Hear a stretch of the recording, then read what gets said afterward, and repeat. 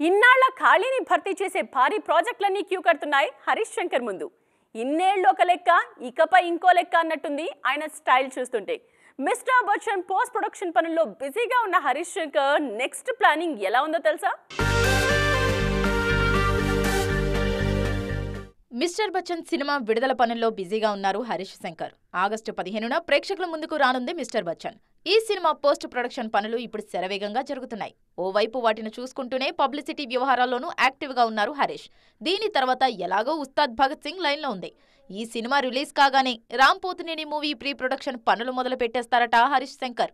Already Skanda లాంటి పక్కా mass cinema చేసిన రామ్ని హరీష్ ఎలా చూపిస్తారోననే ఆసక్తి మాత్రం బాగానే కనిపిస్తోంది. రామ్ మూవీ కంప్లీట్ కాగానే నందమూరి బాలకృష్ణతో సినిమా చేస్తారు హరీష్.